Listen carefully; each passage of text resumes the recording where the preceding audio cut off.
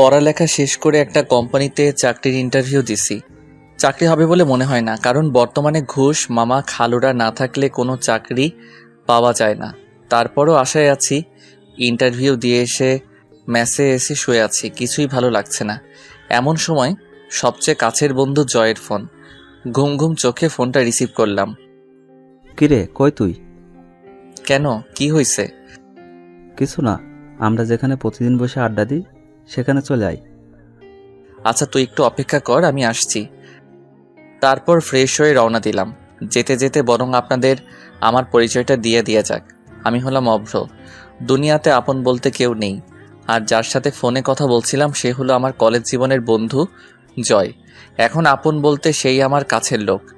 আপনাদের সাথে কথা বলতে বলতে আমার গন্তব্যে পৌঁছে গেলাম। কিরে, এত জরুরি তলব, কি হয়েছে? তেমন কিছু না। তা তো চাকরির ইন্টারভিউর কি খবর? চাকরিটা কি হবে? তুই তো জানিস বর্তমান এত সহজে চাকরি পাওয়া যায় না। তারপরও তারা বলছে 2 দিন পর জানাবে। আরে তুই কোনো টেনশন করিস না, দেখিস চাকরিটা ঠিক হয়ে যাবে। তাই যেন হয়।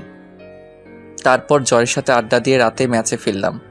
2 দিন পর দুপুরবেলায় ম্যাচে শুয়ে আছি, এমন সময় ম্যাচের কেয়ারটেকার এসে একটা চিঠি দিয়ে গেল। চিঠিটা খুলতেই দেখলাম 2 দিন আগে যেই কোম্পানিতে চাকরির ইন্টারভিউ দিছিলাম চিঠিটা সেখান থেকে এসেছে। চিঠিটা পড়ে দেখলাম চাকরিটা হয়ে গেছে। আমি এটা দেখে সাথে সাথে জয়কে ফোন দিলাম। হ্যালো জয়, কোথায় তুই? কেন, কি হয়েছে? আরে ভাই, ফোনে বলা যাবে না, তুই তাড়াতাড়ি দেখা কর। আচ্ছা, আমি এখনই আসছি। তারপর জয় আসলো। এবার বল, কি এমন কথা যা ফোনে বললি না? আরে দোস্ত, তুই তো জানিস যে 2 দিন আগে আমি একটা চাকরির ইন্টারভিউ দিছিলাম। হ্যাঁ, তো কি হয়েছে? আজ সেই কোম্পানি থেকে চিঠি আসছে। তা চিঠিতে কি লেখা আছে? দোস্ত, চাকরিটা হয়ে গেছে। বলিস কি রে, তাড়াতাড়ি ট্রিট দে। আরে বোকা, শুধু কি ট্রিট? চল, আজ আমার পক্ষ থেকে তোকে ডিনার করাবো। তারপর ডিনার শেষে তাড়াতাড়ি চলে আসি, কারণ কাল সকালে আবার জীবনের নতুন একটা ধাপ শুরু হতে চলছে। মানে আমার চাকরি জীবনের শুরু। সকালে ঘুম থেকে উঠে তাড়াতাড়ি অফিসের জন্য তৈরি হয়ে রওনা দিলাম, যাতে প্রথম দিন যে করেই হোক দেরি না হয়। অফিসের লিফটে প্রবেশ করার সময় কিছু একটার সাথে ধাক্কা খেলাম, কিন্তু কিসের সাথে যে ধাক্কা খেলাম তা খেয়াল করি না। পরে এক টিমে বলে উঠল, এই যে মিস্টার, চোখে দেখেন না? জি, আমি না হয় চোখে দেখি না, ঠিক আছে। তা আপনার চোখ কি বাসায় রেখে আসছেন? কি বললেন আপনি? কেন, চোখের সাথে সাথে কি কানেও সমস্যা নাকি যে শুনতে পাননি? আপনার সাহস তো কম না, যাতা বলে যাচ্ছেন। যাতা কোথায় বললাম? দূর, যত সব ফালতু। কথাটা বলে চলে গেল। আমিও লিফট থেকে নামতে যাব, তখনই এক ছেলে ডাক দিয়ে বলল, কি ভাই, নতুন মনে হচ্ছে? হ্যাঁ। ভাইয়ের ভাগ্যটা মনে হয় ভালো না। কেন ভাই, এমন করে বলছেন কেন? আপনি যে মেয়েটার সাথে এতক্ষণ কথা কাটাকাটি করলেন, আপনি জানেন সে কে? কেন, কে সে? এই অফিসের বসের একমাত্র মেয়ে। বলেন কি? তাহলে তো মনে হয় চাকরিটার হলো না। দেখেন কি আছে কপালে। লোকটার কথা শুনে মনটা খারাপ হয়ে গেল। নিজেকে মারতে ইচ্ছে করছে। কি দরকার ছিল মেয়েটার সাথে কথা কাটাকাটি করার? একটু সরি বললেও তো সব ঠিক হয়ে যেত। এসব কথা ভাবতে ভাবতে বসের কেবিনের দিকে যেতে লাগলাম। কেবিনের সামনে গিয়ে ভয়ে ভয়ে দরজাটা খুলে বললাম, স্যার, আমি কি ভিতরে আসতে পারি? আসুন। তারপর আমি ভিতরে গিয়ে দেখি স্যারের মেয়েও ভিতরে বসে আছে। বসুন। আর তুমি তো নতুন, তাই না? জি স্যার। তা তোমার নামটা জানো কি? অভ্র। চেহারার সাথে নামটাও পুরাই জোকার। কথাটা বলে সে কেবিন থেকে বার হয়ে গেল। ও হচ্ছে আমার মেয়ে রিয়া। ওর কথাই কিছু মনে করো না বাবা, ও একটু এমনই। আসলে মা মরা মেয়েটা আমার আদর যত্নের কমতি রাখিনি, তাই কিছু বলি না। না স্যার, আমি কিছুই মনে করি নাই। মনে মনে আল্লাহকে অসংখ্য ধন্যবাদ দিলাম, কারণ রিয়া স্যারকে কিছুই বলে নাই। রিয়ার নামটা যেমন সুন্দর, রিয়া দেখতেও অনেক সুন্দর, শুধু একটু রাগী। তাহলে যাও, তাহলে আজ থেকে কাজে লেগে পড়ো। তারপর স্যারের কেবিন থেকে বের হয়ে গেলাম। ম্যানেজার সাহেব আমাকে একটা কেবিন দেখিয়ে দিলেন। আমি গিয়ে সেখানে বসলাম। এভাবে সময়টা খুব ভালোই কাটছিল। এই ভিতরে ম্যাচ চেঞ্জ করে এখন একটা ফ্ল্যাট বাসায় থাকি। একদিন স্যার আমাকে তার কেবিনে ডাকলেন। আমি কেবিনের দিকে যাচ্ছি আর ভাবছি হঠাৎ স্যার কি মনে করে ডাকলেন। এইসব কথাগুলো ভাবতে ভাবতে স্যারের কেবিনের সামনে চলে এসেছি। দরজার সামনে গিয়ে আমি বললাম, স্যার আসতে পারি? আরে অভ্র, আসো আসো, ভেতরে এসে বসো। ধন্যবাদ স্যার। আমাকে হঠাৎ করে ডাকলেন কেন স্যার? ও হ্যাঁ, এই নাও। আমার দিকে একটা কার্ড এগিয়ে দিয়ে, এটা কিসের কার্ড স্যার? এটা হচ্ছে আমার একমাত্র মেয়ে রিয়ার বিয়ের কার্ড। তাই অফিসের সবাইকে দাওয়াত দেওয়া হয়েছে, শুধু তুমি বাকি ছিলে। আমি কার্ডটা খুলে পড়তে লাগলাম। বিয়ের বাকি আর মাত্র 2 দিন। পড়া শেষ করে স্যারকে বিদায় জানিয়ে স্যারের কেবিন থেকে চলে আসি। তারপর নিজের কেবিনে এসে জয়কে ফোন দিলাম। রিং হচ্ছে তো হচ্ছে, ফোন রিসিভ করার কোনো কথাই নেই। হ্যালো। কিরে, ফোন ধরতে এত দেরি করলি কেন? একটু কাজে ব্যস্ত ছিলাম, এই আর কি। খুব কি ব্যস্ত নাকি? আরে না, বল তুই কেন ফোন দিলি? আজ বিকেলে একটু দেখা করিস। কেন রে, কিছু হয়েছে নাকি? না রে, তোর সাথে একটু কাজ আছে। আচ্ছা, তাহলে বিকেলে দেখা হচ্ছে। ওকে। বিকেলে জয়ের সাথে দেখা করতে গেলাম। কিরে, তোর আসতে এত দেরি হলো যে? আর বলিস না, রাস্তায় যে জ্যাম, তারপর আবার অফিস থেকে বের হতে একটু দেরি হয়ে গেছে। ও আচ্ছা, তাহলে বল তোর খবর কি? নতুন বাসায় যাওয়ার পর তো তোর সাথে দেখাই হয় না। এই তো চলছে কোনো রকম। ও শোন, তোকে যে জন্য ডেকেছি। বল শুনি। তোকে আমার সাথে এক জায়গায় যেতে হবে, তুই কিন্তু না বলতে পারবি না। তা না হয় যাওয়া যাবে, কিন্তু যাবিটা কোথায়? একটা বিয়েতে। কি, তুই আমাকে না জানিয়ে বিয়ে করছিস? আরে কি বলিস এসব? তোকে ছাড়া আমি এসব করব তুই ভাবলি কি করে? তাহলে কার বিয়েতে যাওয়ার কথা বলছিস? আরে স্যারের মেয়ের বিয়ে, তাই স্যার অফিসের সবাইকে দাওয়াত করছে। তা বিয়েটা কবে শুনি? এই তো 2 দিন পর। বুঝলাম। তা বিয়েতে কি উপহার দিবি, কিছু কি ভাবছিস? আরে সেই জন্যই তো তোকে আজ ডাকছি, না হলে তোকে বিয়ের দিন বলতাম। আচ্ছা, আমি ভেবে দেখি কি দেয়া যায়, আর তুইও ভাব কেমন। আচ্ছা, আজ তাহলে যাওয়া যাক। দেখতে দেখতে বিয়ের দিন চলে এলো। আমি আর জয় যথারীতিভাবে একটা ছোট উপহার নিয়ে বিয়ে বাড়িতে উপস্থিত হলাম। বাড়িটা অনেক সুন্দর করে সাজানো হয়েছে, কিন্তু আমরা যখন বাড়ির ভিতরে প্রবেশ করলাম তখন অনেকটা অবাক হলাম। আরে ভাই, অবাক না হয়ে কি কোনো উপায় আছে? একে তো বিয়ে বাড়ি, তারপরও চারপাশ কেমন নীরব হয়ে আছে। কিরে শালা, ভুল করে কোন বাড়িতে এসে পড়লাম নাকি? আমারও তো তাই মনে হচ্ছে। দাঁড়া, ঠিকানাটা আরেকবার ভালো করে দেখে নি। তাই দেখ তাড়াতাড়ি।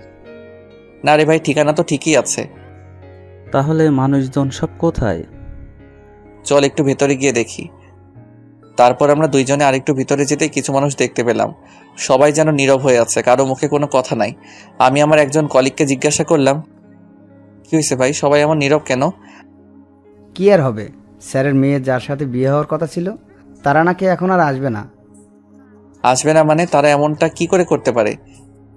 তারা নাকি স্যারের সাথে ব্যবসায়িক শত্রুতার জন্য এমনটা করেছে, শুধুমাত্র প্রতিশোধ নেওয়ার জন্য। এ তো পুরো বাংলা ছায়াছবির মতো কাহিনী। কি বলিস তুই এসব? আমি আমার কলিগকে জিজ্ঞেস করলাম। স্যারকে কোথাও দেখছি না যে, কোথায় সে? এইসব কথা শোনার পর সে অসুস্থ হয়ে পড়েছে, তাই তাকে হাসপাতালে নিয়ে যাওয়া হয়েছে। কোন হাসপাতালে? তারপর তার কাছ থেকে হাসপাতালের ঠিকানাটা নিয়ে হাসপাতালে গেলাম। সেখানে পৌঁছে দেখি রিয়া ম্যাডাম বাইরে বসে কান্না করছে। বধূর সাথে তাকে দেখতে একদম লাল পরীর মতো লাগছিল। আমি তার কাছে গিয়ে জিজ্ঞেস করলাম, স্যার এখন কেমন আছে? একটা রুমের ভেতর থেকে একজন ডাক্তার বাইরে এসে বলে, আপনাদের মধ্যে অভ্রকে? জি আমি। কেন, কি হয়েছে? আপনাকে উনি রাখছে। স্যারকে উদ্দেশ্য করে কথাটা বললেন। আমি আর কিছু না ভেবে আমি আর জয় দুইজনে একসাথে স্যারকে যেখানে রাখা হয়েছে সেখানে গেলাম। স্যার আমাকে দেখে বললেন, বাবা অভ্র, তোমার সাথে আমার কিছু কথা ছিল। হ্যাঁ স্যার বলুন। অভ্র, এতক্ষণে তো সব ঘটনাই শুনতে পারছো, তা বাবা তুমি আমার একটা কথা রাখবে? স্যার কি কথা, আপনি আমায় বলুন, আমি অবশ্যই আপনার কথা রাখার চেষ্টা করব। আসলে তোমাকে যে কথাটা কিভাবে বলি ঠিক বুঝে উঠতে পারছি না। কথাটা তুমি কিভাবে নিবে তা আমি জানি না, তবে স্যার আপনি বলুন। অভ্র, তোমার যদি কোনো সমস্যা না থাকে তুমি তাহলে আমার মেয়েকে বিয়ে করো, অফিসের বস হিসেবে না। একজন বাবা হিসেবে তোমাকে আমি এই কথাটা বলছি। কোনো কথাই বের হচ্ছে না। আসলে স্যারের কথা শুনে আমি কি উত্তর দিব তা আমি বুঝতে পারছি না। স্যার আমার চুপ করে থাকতে দেখে আবারও বললেন, বাবা, এভাবে চুপ করে থেকো না, তুমি একটু ওকে বোঝাও। জয়কে উদ্দেশ্য করে বলল কথাটা। জয় আমাকে একপাশে গিয়ে বলল, দেখ ভাই, তুই তো স্যারের কথাটা মেনে নে। সে এত করে রিকোয়েস্ট করছে, তুই আর না করিস না। আর বিয়ে আজ না হয় কাল তো করতেই হবে, তাই না? তুই তো আমার কোনো কথাই অমান্য করিস না, তাই এই কথাটাও রাখ। কি রে, এত কি ভাবছিস? হ্যাঁ বলে দে। আমি তোমাকে হাত জোর করছি বাবা, তুমি আমাকে ফিরিয়ে দিও না প্লিজ। এ কি করছেন স্যার? আপনি আমার গুরুজন, আপনার কথায় আমি রাজি। কিন্তু কিন্তু কি? রিয়া ম্যাডাম কি রাজি হবে? ও, তুমি চিন্তা করো না, আমার কথা ও কখনো অমান্য করবে না। তারপর স্যার রিয়া ম্যাডামকে ভেতরে ডাকলেন। রিয়া ম্যাডাম তার চোখ মুছতে মুছতে ভেতরে আসলেন। তারপর স্যার তাকে বললেন, রিয়া মা, আমার একটা কথা রাখবি? কি কথা বাবা, বলো। তোমার সব কথাই আমি রাখবো। মারে, তুই অভ্রকে বিয়ে কর। দেখ মা, আমার মান সম্মান এখন সব তোর উপর, তুই আর না করিস না, তুই রাজি হয়ে যা। বাবা, তুমি যা ভালো বুঝো তাই করো তাহলে। তোমায় বলেছি না, আমার মেয়ে কখনো আমার কথার অবাধ্য হবে না। তাহলে আজই তোমাদের বিয়ে হবে। যা আপনি ভালো মনে করবেন। তাহলে আমি একটু আসি, তোরা একটু অপেক্ষা কর। তুই আবার কোথায় যাবি এখন? বারে, তোর বিয়ে, তোর ভাবিকে একটু জানাতে হবে না? এই কথা বলে বাইরে চলে গেল জয়। চলো তাহলে বাসায় যাওয়া যাক। আমাদের দুইজনের উদ্দেশ্য করে বলল কথাটা। কিন্তু তোমার শরীর তো ভালো নেই। না রে মা, তোর বিয়ে হলে আমার শরীর এমনিতে ঠিক হয়ে যাবে। তারপর স্যার আর আমরা সবাই মিলে স্যারের বাসায় গেলাম। আরে বুঝতে পারছেন না কেন যাচ্ছি? আরে ভাই, আজ যে আমার বিয়ে। অবশেষে আমাদের বিয়েটা খুব ভালোভাবে হয়ে গেল। এখন আমি বাসর ঘরে বাইরে জয়ের সাথে দাঁড়িয়ে আছি। জয় আমাকে জোর করে বাসর ঘরে ঢুকিয়ে দিল। আমি ঘরে প্রবেশ করে দেখি রিয়া ম্যাডাম বিছানায় বসে আছে। আমি আস্তে করে দরজাটা লাগিয়ে ঘুরে দেখি রিয়া ম্যাডাম আমার সামনে দাঁড়িয়ে আছে। আমি তাকে আমার সামনে দেখে কিছুটা ঘাবড়ে যাই। আমি ভাবছিলাম সে হয়তোবা আমাকে সালাম করার জন্য খাট থেকে নেমে আসছে, কিন্তু আমার ধারণাকে ভুল প্রমাণ করে সে আমাকে যা বলল তা শোনার জন্য আমি মোটেও প্রস্তুত ছিলাম না। এই যে, আপনি আমাকে বিয়ে করলেন কেন? চুপ করে আছি, কি বলবো ঠিক বুঝে উঠতে পারছি না। কি হলো, চুপ করে আছেন কেন? না মানে আপনার বাবা বলেছে তাই। বাবা বলল আর আপনি রাজি হয়ে গেলেন? কেন, আপনি কি এই বিয়েতে খুশি নন? না। তাহলে আপনি বিয়ের জন্য হ্যাঁ বললেন কেন? ওটা তো বাবার মান সম্মানের কথা ভেবে রাজি হয়েছি। আপনি কি করে ভাবলেন যে আমাদের অফিসের একজন সাধারণ কর্মচারীকে আমার স্বামী হিসেবে মানতে পারবো?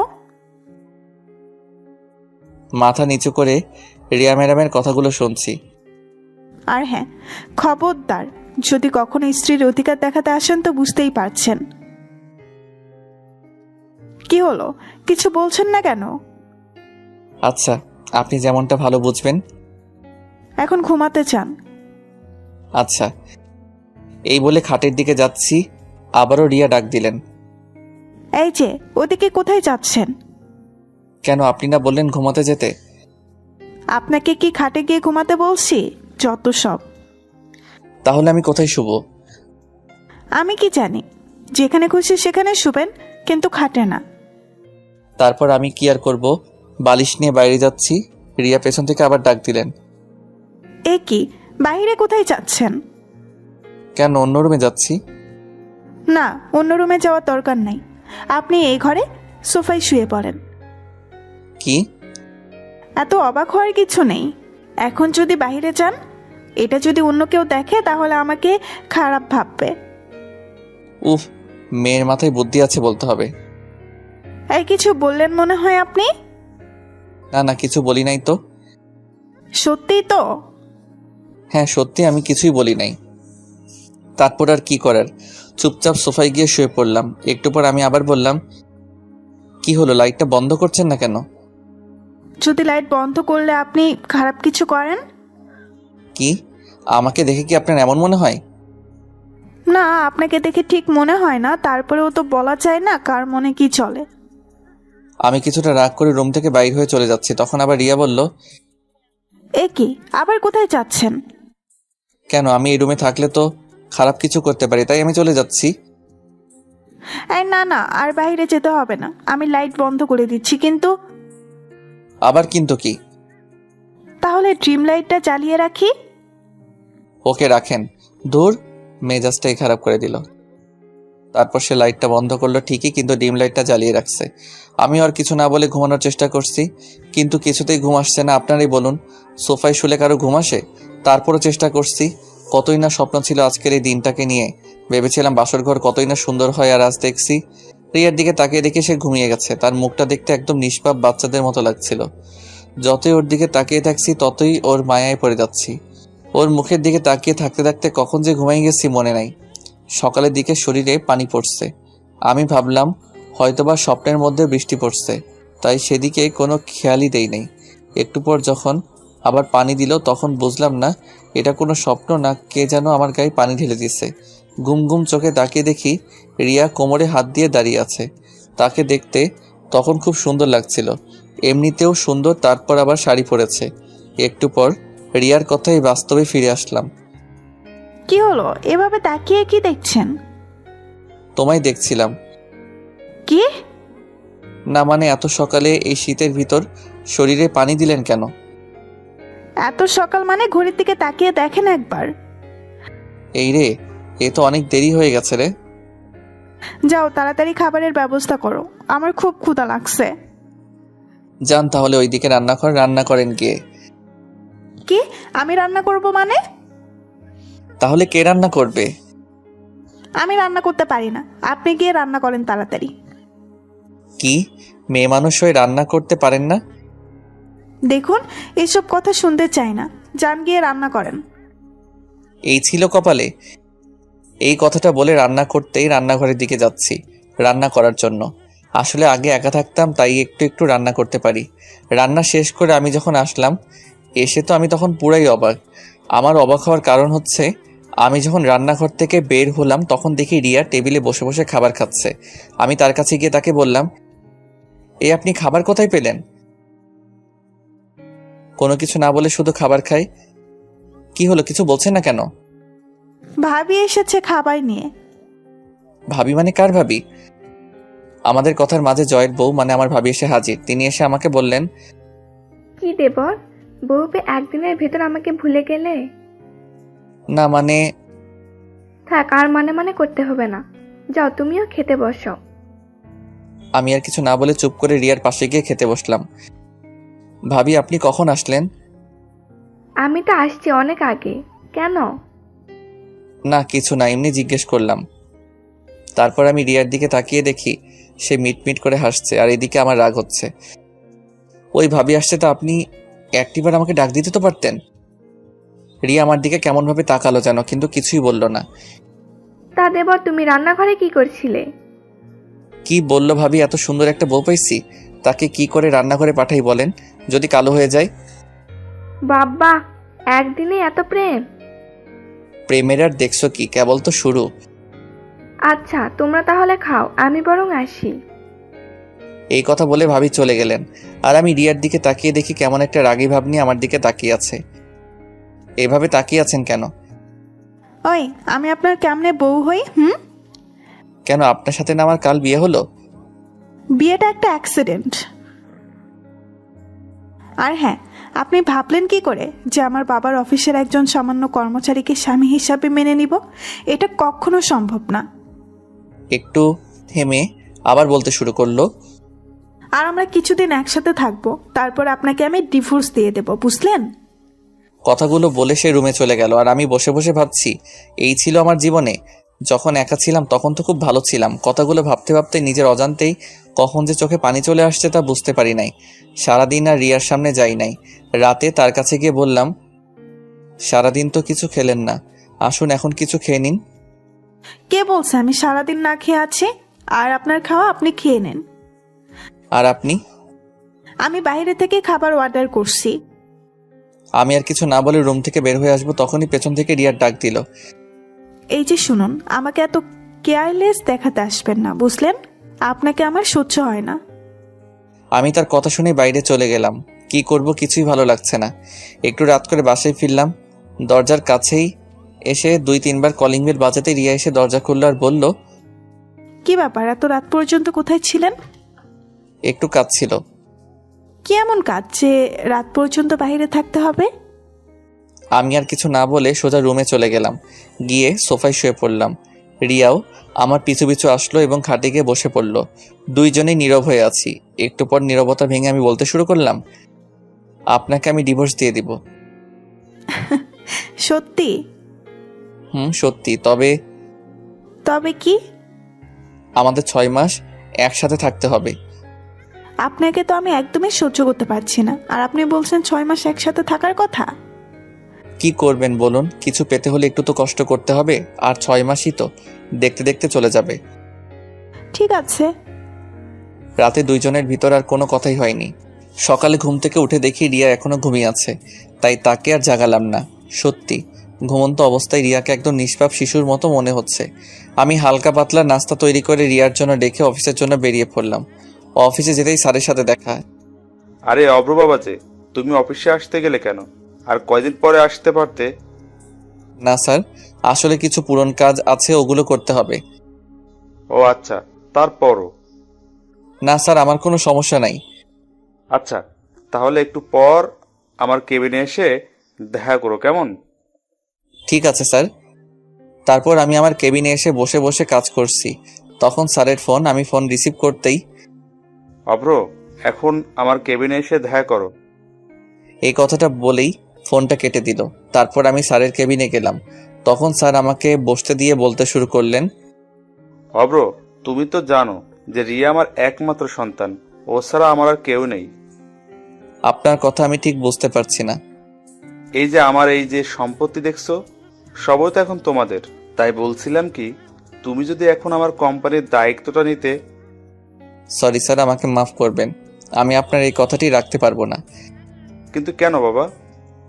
আমি আপনার মেয়ের স্বামী বলে আপনি আমাকে আপনার কোম্পানির দায়িত্ব দিতে চাচ্ছেন, কিন্তু আমি এটা চাই না।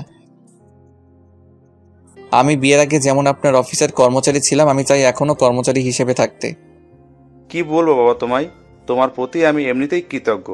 তারপরও আজ তোমার কথা শুনে গর্বে আমার বুকটা ভরে গেছে বাবা। কথাগুলো কেঁদে কেঁদে বললেন। এ কি স্যার, আপনি কাঁদছেন কেন? আমার মেয়ের অনেক সৌভাগ্য যে তোমার মতো একজনকে জীবন সঙ্গী হিসেবে পেয়েছে। স্যারের মুখে এই কথা শোনার পর আমার মুখ দিয়ে আর একটা কথাও বের হচ্ছে না, শুধু দু চোখ দিয়ে পানি পড়ছে। তারপর স্যারের কাছ থেকে বিদায় নিয়ে নিজের কেবিনে এসে বসে আছি, কিন্তু কাজে মন দিতেই পারছি না। তারপর অফিস ছুটি হলে বাসায় আসলাম। বাসায় এসে কলিং বেল বাজানোর কিছুক্ষণ পর এসে রিয়া দরজা খুলে দিয়ে চলে গেল। আমি ভেতরে প্রবেশ করার পর খাবার টেবিলের দিকে চোখ যেতেই মনটা খারাপ হয়ে গেল, কারণ আমি সকালে যে খাবার রিয়ার জন্য রেখে গেছিলাম সে খাবার এখনও সেখানে আছে। তার মানে রিয়া আমার বানানো খাবার খায়নি। এটা দেখে আমার মন আরও খারাপ হয়ে গেল। এর ভিতর জয়ের ফোন। আমি ফোন রিসিভ করতেই, হ্যালো। কিরে বন্ধু, বিয়ে করে আমাদের একদম ভুলে গেলি নাকি? কি যে বলিস তুই, তোকে কি কখনো ভুলতে পারি? বুঝলি তো, নতুন বউ নিয়ে খুব সুখে আছো মনে হচ্ছে। সুখে আছি না ছাই? তোকে যদি বলতে পারতাম কেমন সুখে আছি তাহলে তুই বুঝতে পারতি। কিরে চুপ করে আছিস কেন? কই চুপ করে থাকলাম? আচ্ছা, যদি ফ্রি থাকিস তাহলে দেখা করি। হ্যাঁ রে, ফ্রি আছি। তাহলে চলে আয় সেই জায়গায়। আচ্ছা, তুই অপেক্ষা কর। তারপর আমি বাসা থেকে বের হতে যাব, তখনই রিয়া আমাকে পেছন থেকে ডাক দিল। কোথায় যাও? কেন, কি হয়েছে? না, কিছু হয়নি, কিন্তু তুমি রাত করে বাড়ি আসবে, এতে আমার ঘুমের অসুবিধা হয়। আপনাকে জেগে থাকতে হবে না, আপনি বরং ঘুমিয়ে থাকবেন। তাহলে দরজা খুলবে কে? আমার কাছে দরজার আলাদা চাবি আছে, আপনি দরজায় তালা দিয়ে শুয়ে থাকবেন, সমস্যা নাই। ঠিক আছে। জানি না তোমাকে কিভাবে এতদিন সহ্য করব। এই কথাটা বলে রিয়া চলে গেল, আর আমিও বাসা থেকে বের হয়ে জয়ের কাছে গেলাম। কিরে আসতে তো দেরি করলি কেন? একটু জ্যাম ছিল। ও আচ্ছা, তাহলে বল কেমন উপভোগ করছিস বিবাহিত জীবন? আরে বিবাহিত জীবন শুরু করলাম কোথায়, মাত্র তো 2 দিন হলো। তোর ভাগ্যটা অনেক ভালো, এত বড় লোকের মেয়ে তোর ঘরের বউ। বন্ধু, তার বলতে হবে না। মনের ভিতর কষ্ট রেখে মুখে একটা হাসি দিয়ে কথাটা বললাম। শোন, তোকে যে জন্য ডাকা হয়েছে। বল তাহলে। মানে আমাদের ভার্সিটির কিছু বন্ধুবান্ধব তোর বউকে দেখতে চাইছে। আমি বলেছি তোর কাছে শুনে তাদের জানাবো। জয়ের কথাটা শুনে চিন্তায় পড়ে গেলাম, কি করে রিয়াকে কথাটা বলি। সে তো কিছুতেই রাজি হতে চাইবে না, আর জয়কে বা না করি কিভাবে। কি হলো, চুপ করে আছিস কেন? কোনো সমস্যা? না, কোনো সমস্যা নাই। আমি বরং বাসায় গিয়ে তোকে ফোন করে জানাবো এই বিষয়ে। আচ্ছা ঠিক আছে। জয় আর আমি আরও কিছু কথা বলে যে যার বাসায় চলে আসলাম। বাসায় এসে দরজা খুলে ভেতরে প্রবেশ করলাম। রুমে গিয়ে দেখি রিয়া ঘুমিয়ে আছে। ঘুমিয়ে থাকা অবস্থায় তাকে দেখতে অনেক সুন্দর লাগছে। রাতে আর তাকে ঘুম থেকে ডাকলাম না, আমি সোফায় গিয়ে শুয়ে পড়লাম। সকালে ঘুম থেকে উঠে যথারীতিভাবে আমি রিয়ার জন্য নাস্তা বানিয়ে টেবিলে রেখে অফিসের উদ্দেশ্যে ঘর থেকে বের হয়ে আসি। রিয়া তখনও ঘুমিয়ে আছে। অফিসে এসে কাজ করছি আর মনের ভিতর শুধু একটা কথাই ঘুরপাক খাচ্ছে, কি করে রিয়াকে বলি যে আমার সকল বন্ধুরা তাকে দেখতে চাইছে। ও তো আমাকেই সহ্য করতে পারে না, আর আমার সাথে কথা বলার সময় এমনিতেই রেগে কথা বলে। অফিস ছুটির পর বাসায় এসে সোফায় বসে বসে ভাবছি, রিয়াকে কি এখন কথাটা বলবো? ধুর, যা আছে কপালে বলে দেই। আপনার সাথে একটা কথা ছিল। রিয়া টিভি দেখছিল। আমার কথা শুনে আমার দিকে মুখ ঘুরিয়ে বলল, আপনাকে তো আমার ভালোই লাগে না, আর কথা আর কি শুনবো। তারপরেও বলুন, কি বলতে চান? না মানে আমার কিছু বন্ধুরা আপনাকে দেখতে চেয়েছে। কেন আমাকে দেখতে চেয়েছেন কেন? আপনি আমার বউ না, তাই দেখতে চাইছে। ওই, আমি আপনার বউ হই? হ্যাঁ, আপনাকে বলছে আমি আপনাকে স্বামী হিসেবে মানি না, তাহলে আমি আপনার বউ হই কি করে? যত দ্রুত সম্ভব আমাকে ডিভোর্স দিয়ে দিবেন, বুঝলেন? আমি আর কিছু বললাম না। রিয়ার কথাগুলো শুনে নিজের অজান্তেই চোখ দিয়ে এক ফোঁটা পানি চলে এলো। আমি রিয়ার সামনে থেকে চলে গেলাম। বারান্দায় দাঁড়িয়ে আকাশের দিকে তাকিয়ে ভাবছি, কি পাপ করেছিলাম যে যার জন্য আমাকে এত কষ্ট পেতে হচ্ছে। সকালে একটু তাড়াতাড়ি করে অফিসে চলে গেলাম। অফিসের কাজের ফাঁকে পকেটে হাত দিয়ে দেখি মোবাইলে টাকা নেই। মনে হয় সকালে তাড়াতাড়ি বাসা থেকে বের হওয়ার সময় মোবাইলটা ভুল করে বাসায় রেখে আসছি। এর মধ্যে স্যারের কেবিন থেকে ডাক আসলো, তাই স্যারের কাছে গেলাম। কেবিনে প্রবেশ করে দেখি একটি মেয়ে বসে আছে। আমি ভেতরে যেতে স্যার আমাকে বললেন, অভ্র, এনার সাথে পরিচিত হও। ইনি হলেন তোমার নতুন অ্যাসিস্ট্যান্ট মেঘা। মেঘা আমার দিকে হাসি মুখে হাতটা বাড়িয়ে দিয়ে বললেন, হ্যালো স্যার। হ্যালো। অভ্র, তুমি তাহলে মেঘাকে তার কাজ বুঝিয়ে দাও, কেমন? ঠিক আছে স্যার। তাহলে মিস মেঘা, তুমি অভ্রের সাথে যাও, সে তোমাকে তোমার কাজ বুঝিয়ে দেবে। Okay sir. তারপর আমি স্যারের কাছ থেকে বিদায় নিয়ে আমার কেবিনে চলে আসলাম, আর আমার পেছনে পেছনে মেঘাও আসলো। তারপর মেঘা আমাকে বলল, স্যার বলুন আমাকে কি করতে হবে? আপনার প্রথম কাজ হলো আমাকে স্যার বলা বাদ দিতে হবে। তাহলে আপনাকে কি বলে ডাকবো? আপনি আমাকে প্রয়োজন হলে নাম ধরে ডাকবেন, তবু স্যার বলবে না, আমার ভালো লাগে না। ডাকতে পারি, কিন্তু একটা শর্তে। কি শর্ত? আপনিও আমাকে আমার নাম ধরে ডাকবেন, আর আমাকে আপনি করে বলতে পারবেন না। আচ্ছা ঠিক আছে, এখন কাজের কথায় আসা যাক। ঠিক আছে। ওই যে কেবিনটা দেখছেন, ওটা এখন থেকে আপনার কেবিন। বাহ, ভালো তো, আপনার পাশে থাকা যাবে। কি বললেন? না কিছু না।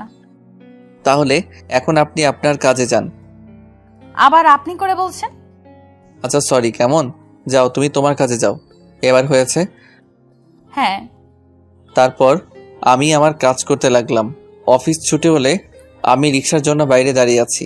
তখনই মেঘা আসলো। তখনই মেঘা এসে বলল, কি ব্যাপার, তুমি এখনো এখানে দাঁড়িয়ে কেন? রিক্সার জন্য দাঁড়িয়ে আছি। ও আচ্ছা, তা তোমার বাসা কোথায়? কেন? না মানে যদি কিছু মনে না করো, আমি তোমাকে তোমার বাসায় পৌঁছে দিতে পারি। আরে তুমি যাও, আমি ঠিকই রিক্সা পেয়ে যাব। আরে আসো তো। অনেকটা জোর করে আমাকে তার সাথে রিক্সায় তুলে নিল। আমিও রিক্সায় উঠে তার থেকে একটু দূরে বসার চেষ্টা করছি, যেন তার শরীরের সাথে টাচ না লাগে। আমার এই কাজ দেখে মেঘা বলল, আপনার কি কোনো সমস্যা আছে? কই না তো। তাহলে এত দূরে সরে বসে আছেন কেন? না ঠিক আছে, আমার কোনো সমস্যা হচ্ছে না। কিন্তু আমার সমস্যা হচ্ছে। কি সমস্যা? তুমি যেখানে বসে আছো, যদি একটু ঝাঁকি লাগে তুমি তো পড়ে যাবে। তখন তো রাস্তার মানুষ ভাববে আমি তোমাকে ধাক্কা দিয়ে ফেলে দিছি। কি হলো, আমার দিকে এগিয়ে বসুন। তারপর আর কি করার, বাধ্য হয়ে তার দিকে এগিয়ে বসা লাগলো। এই মামা, রিক্সা থামাও। কেন রিক্সা থামাতে বলছো? কারণ আমার বাসার কাছে চলে আসছি। ও আচ্ছা, তাহলে বাই, কাল আবার দেখা হবে। এই কথা বলে মেঘা চলে গেল আর আমি বাসার দিকে যাচ্ছি। বাসায় গিয়ে আমি যা দেখলাম তা দেখে তো আমি পুরাই অবাক। আপনারা হয়তোবা ভাবছেন আমি অবাক হলাম কেন, তাহলে শুনুন আপনাদের বলি। আমি বাসার ভিতর প্রবেশ করতে দেখে আমার সকল বন্ধুরা আমার বাসায় আসছে। এর মধ্যে জয় এসে বলে, কিরে কেমন সারপ্রাইজ দিলাম? তোরা কখন আসলি? আমরা আসছি তো অনেক আগে। আমি মনে মনে ভাবছি, না জানি রিয়া কি করে, ও তো মনে হয় অনেক রেগে আছে। এখন এদের সামনে ওকে ম্যানেজ করি কিভাবে? আরে সকালে যখন ফোন দিলাম তখন তোর ফোন ভাবি রিসিভ করে, তারপর?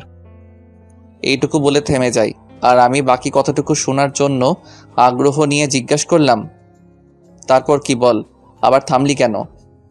তারপর ভাবিকে সব খুলে বললাম যে আমাদের বন্ধুরা তাকে দেখতে চায়, আর ভাবিও আমাকে বলল চলে আসতে, তাই সবাইকে নিয়ে চলে আসলাম।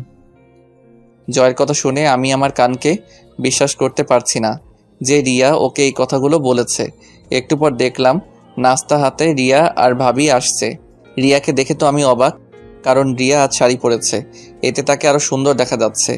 আমি রিয়ার দিকে তাকিয়ে আছি, এমন সময় রিয়ার চোখে চোখ পড়তে সে আমার দিকে রাগীভাবে তাকালো আর আমি তখন মাথা নিচু করে নিলাম। বন্ধুরা সবাই চলে যাওয়ার পর আমি রিয়ার কাছে গিয়ে যে ওকে বললাম, রিয়া তোমাকে অসংখ্য ধন্যবাদ। হয়েছে, আর ধন্যবাদ দিতে হবে না, আমি সব বুঝতে পারছি। এগুলো সব আপনারই প্ল্যান। আমার প্ল্যান মানে?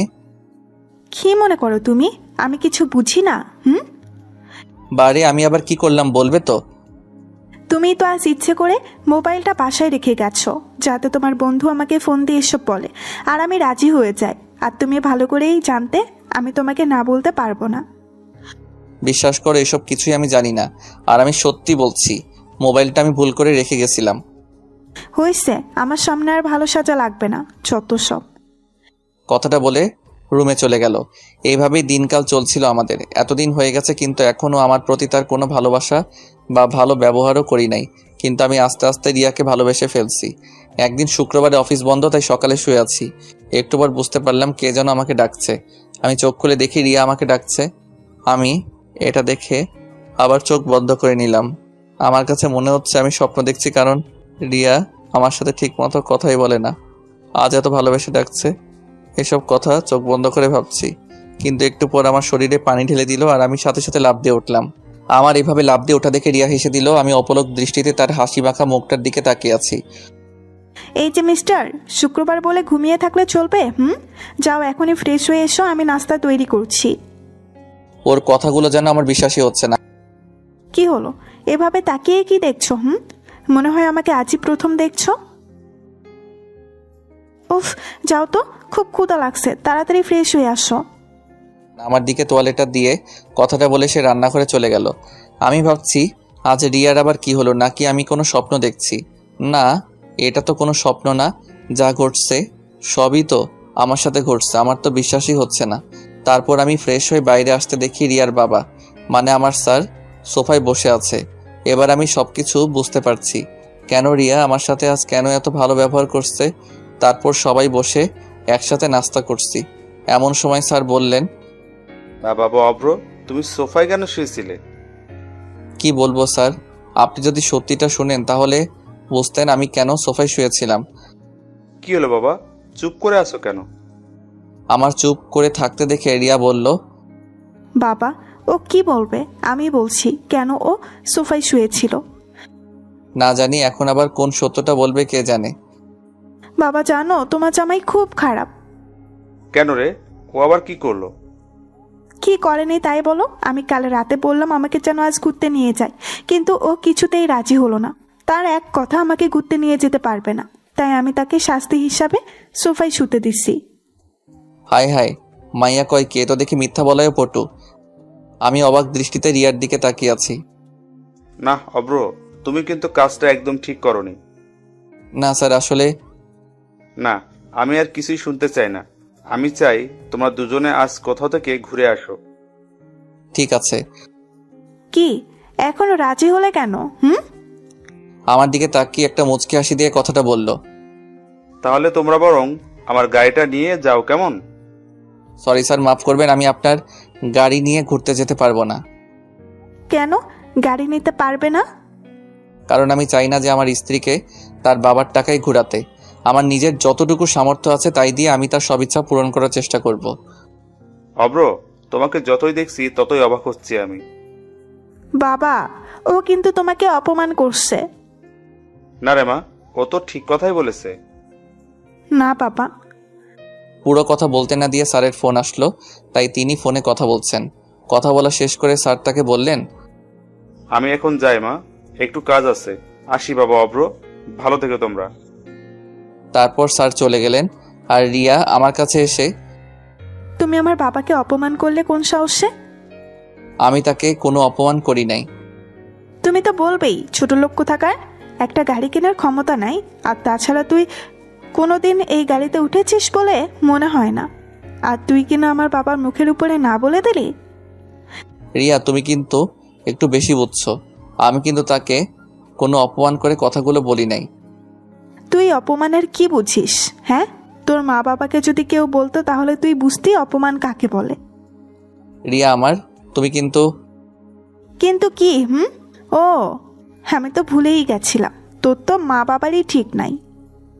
রিয়া, জোরে চিৎকার করে উঠে রিয়াকে চড় মারলাম। কি করবো, রাগটাকে আর কন্ট্রোল করতে পারলাম না। কি শুরু করছো?